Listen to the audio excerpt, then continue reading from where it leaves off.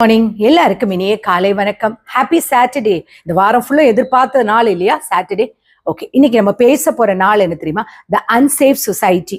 எனக்கு என்ன, யாருக்கு என்ன நடந்தா எனக்கு என்ன அப்படின்ற அலட்சியமும் நமக்குள்ள நாசமா போயிட்ட மனித நேயமும் பத்தி தான்.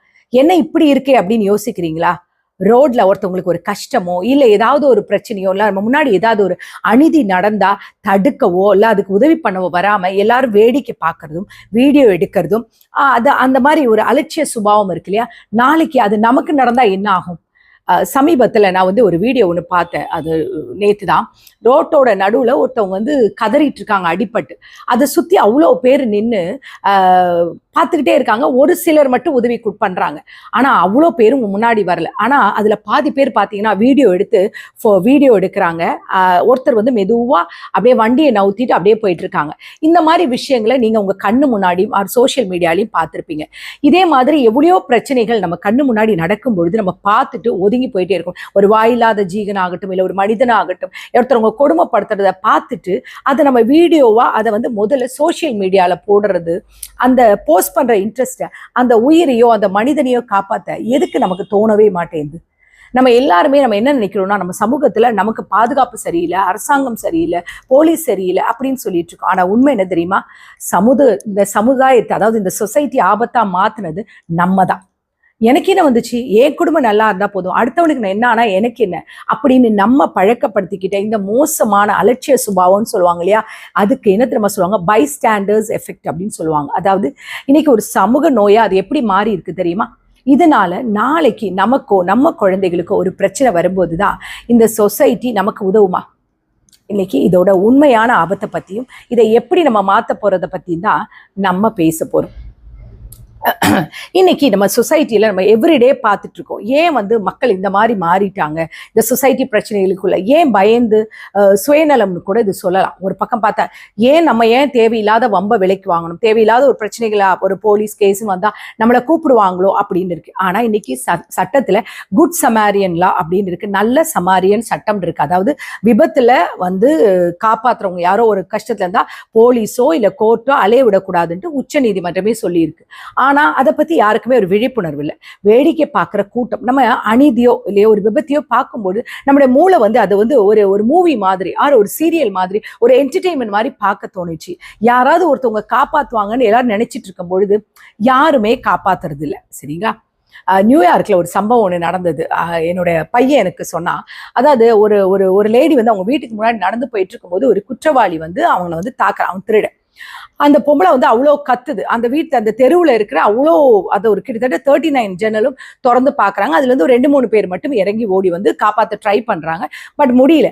ஆனா இந்த 39 பேரும் வந்து அந்த வீடு அது ஒருத்தர் கூட வந்து போலீஸுக்கு ஃபோன் பண்ணி கால் பண்ணவே இல்லை. ஏன்னா இவங்க கால் பண்ணியிருப்பாங்க, இல்லை பக்கத்து வீட்டுக்கு கால் பண்ணியிருப்பாங்க, ஏற்று வீட்டுக்கு கால் பண்ணியிருப்பாங்க, இப்படியே சொல்லி அமைதியாக இருந்துட்டாங்க.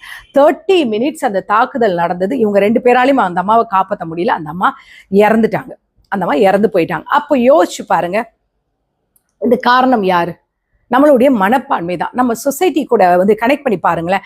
அன்னைக்கு அமெரிக்கால நடந்த அதே மாதிரி சம்பவம் இன்னைக்கு நம்ம வீட்லயும் நம்ம தமிழ்நாட்டிலையும் ஒவ்வொரு தெருவுலையும் நடந்துட்டு இருக்கு.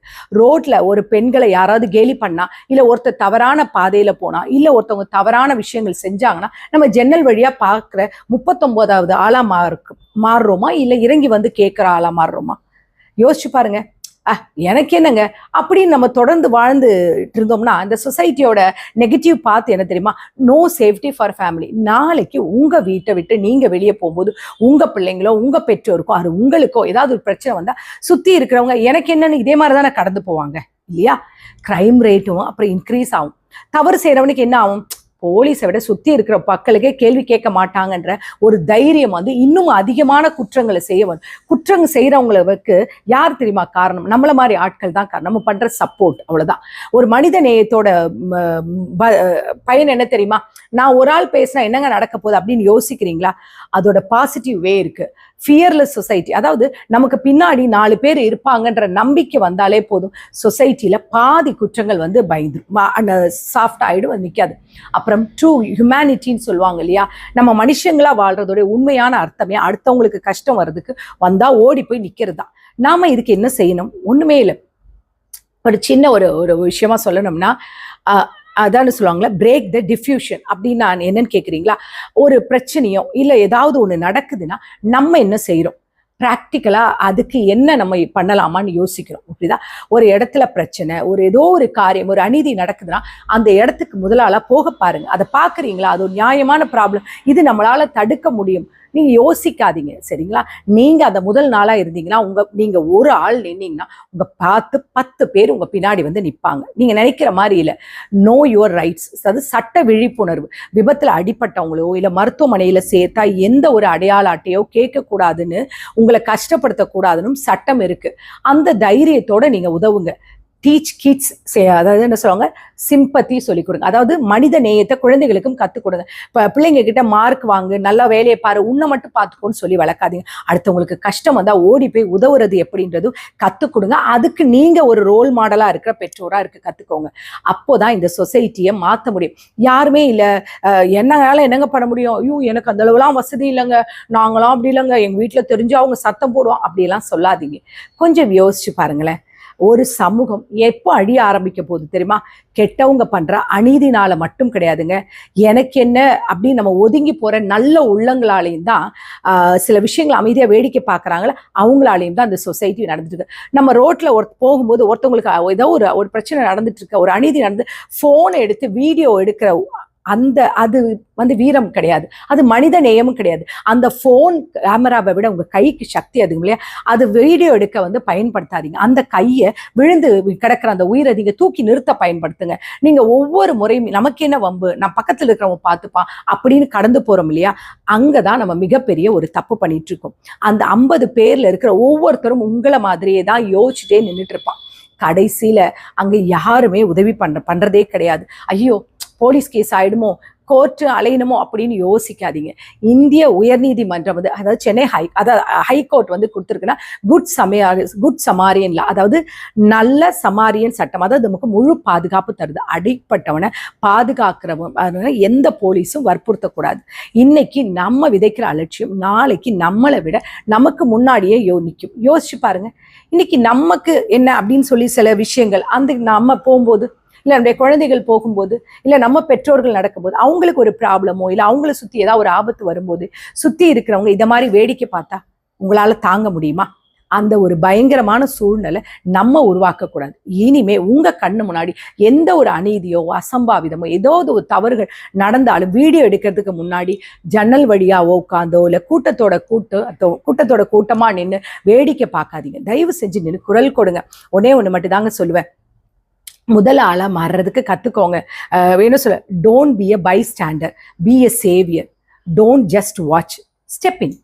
இந்த வீடியோ பார்த்து முடிச்ச உடனே உங்க மனசுக்குள்ள ஒரு சின்ன ஒரு ஏதாவது ஒரு தான், என் கூட சேர்ந்து ஒரே ஒரு எடுத்துக்கோ. இனிமே என் கண் முன்னாடி ஏதாவது ஒரு கஷ்டம் நடந்தா கண்டிப்பா நான் வேடிக்கை பார்க்க மாட்டேன், நான் என்ன ஏதுன்னு கேட்பேன். அந்த ஒரு எண்ணம் உங்களுக்குள்ள வந்தா கண்டிப்பா மறக்காம ஐ வில் ஸ்டாண்ட்ன்னு நீங்க முடிஞ்சா கமெண்ட் பாக்ஸ்ல வந்து கமெண்ட் பண்ணுங்க. நீங்க ஒவ்வொருத்தருக்கும் வந்து சமூகத்துல உங்களால முடிஞ்ச ஒரு மாற்றத்தை கொண்டு பாருங்க. இந்த சமுதாயத்துல யாரையாவது உங்களை காப்பாத்திருப்பாங்க இல்லையா? நீங்க யோசிச்சு பாருங்க. உங்களுக்கு தெரியாது, உங்களுக்கு அறியாமலே எத்தனையோ பேர் ஒரு சின்ன சின்ன விஷயங்களை உங்களை காப்பாத்திருப்பாங்க இல்லையா? அப்போ உங்களுக்கும் யாரோ உதவி செஞ்சிருப்பாங்களா ஏதோ ஒரு இடத்துல?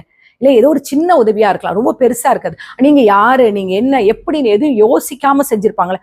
ஒண்ணும் வேண்டாங்க, நீங்க மயக்கமா வரும்போது ஒரு டம்ளர் தண்ணி கொடுத்துருப்பாங்கல்ல, அந்த எண்ணத்தை நீங்க உங்களுக்குள்ள வளர்த்துக்கோங்க. எங்க சுத்தி என்ன நடந்தாலும் சரி, ஈவன் சோசியல் மீடியாவா இருக்கட்டும், ஒரு தெருவில் நடக்கிறாகட்டும், ஒரு வீட்டுக்குள்ள இருக்கிற ஒரு உயிருக்காக யாராவது ஒருத்தவங்க கொடுமைப்படுத்துறாங்க, ஒரு கஷ்டப்படுத்துறாங்கன்னா தைரியமா நீங்க குரல் கொடுக்க வைங்க. ஒன்றும் ஆகாதுங்க. சரிங்களா?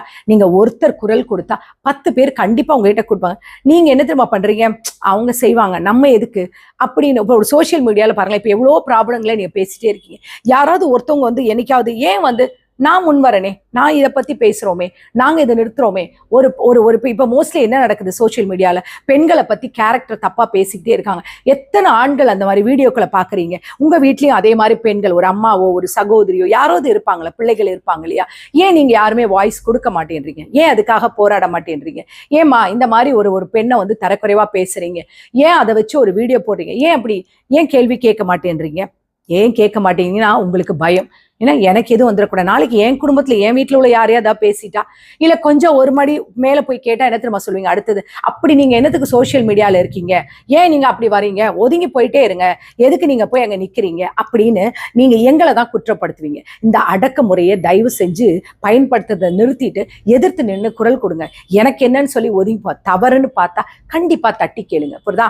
ஆனா அது பாதுகாப்பாகவும் வச்சுக்கோங்க. தட்டி கேட்கறேன்னு சொல்லிட்டு உங்க பாதுகாப்பை நீங்க இழக்கிறதுக்கு பதிலா நீங்க தைரியமா நின்னு கேளுங்க. பட் உங்களையும் பாதுகாத்துக்கோங்க. அதுக்கு பதிலா வீடியோஸ் எடுத்துக்கிட்டு அதை வியூஸ் பார்த்துக்கிட்டு அதுல என்ன கிடைக்க போதில்ல, நியாயமான விஷயங்களை செஞ்சுட்டு வியூஸ் பாருங்களேன், அது நல்லது தானே. நான் ஒரு சில வீடியோக்கள் எல்லாம் பார்த்திருக்கேன், மாமியாரை போட்டு கொடுமைப்படுத்துறது, மருமகளை போட்டு கொடுமை, அதை எவனோ ஒருத்தன் ஜன்னல் வழியா வீடியோ எடுத்திருப்பான். அவன் நினைச்சிருந்தா ஓடி போய் அந்த கதவை தட்டி அந்த அம்மாவை காப்பாத்தான். யாருமே அதை யோசிக்க மாட்டாங்க. இன்னைக்கு சாட்டர்டே, நான் இது உங்களை எல்லாருக்கும் சொல்ற விஷயம் தான். நீங்க இதை உங்க குழந்தைகளுக்கு, இன்னைக்கு நீங்க வீட்டுல இருப்பீங்க, உங்க குழந்தைங்களுக்கு சொல்லிக் கொடுங்க. மனித நேயத்தை சொல்லிக் கொடுங்க. ஹியூமனிட்டி தான் இப்ப இந்த காலத்துல ரொம்ப செத்து போச்சு, சரியா? அதனால நீங்க அதை முடிஞ்ச அளவுக்கு உங்க குழந்தைகளுக்கு கத்துக் கொடுங்க. இந்த வாழ்க்கை ரொம்ப ரொம்ப சின்னது, எப்படி வாழணும்ன்றது உங்க கிளையில தான் இருக்கு. ஜஸ்ட் வேடிக்கை பார்க்கிற ஒரு 39வது நபரா இருக்க போறேனா?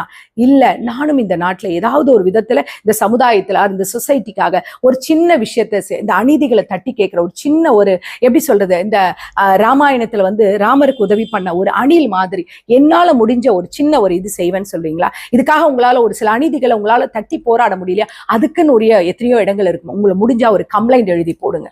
அங்க கண்டிப்பா அந்த விஷயங்களை அவங்க கண்டிப்பா கேட்பாங்க. ஒரு நாள் இல்லாட்டினாலும் பல நாள் நீங்க கம்ப்ளைண்ட் பண்ணிட்டே இருந்தீங்க, கண்டிப்பா அவங்க காதுல கேட்கும். இந்த சொசைட்டி மாறும், நீங்களும் மாறணும், புரியுதா? மறுபடியும் ஒண்ணு சொல்றேன், எதையும் பார்த்துட்டு ஒதுங்கி போகாதீங்க. வியூஸ் பார்க்கறதுக்கு வீடியோ எடுக்குங்க.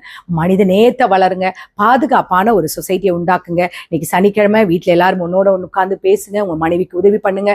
கணவர்கிட்டையும் பேசுங்க, பிள்ளைகிட்டையும் மனசு விட்டு பேசுங்க. அதே சமயம் இந்த மனித நேயத்தை பத்தியும் பேசுங்க. ஓகேங்களா? இந்த நாள் உங்களுக்கு இனிய நாளா இருக்கும் கடவுளை வேண்டிக்கிறேன். Take care, bye bye, love you all.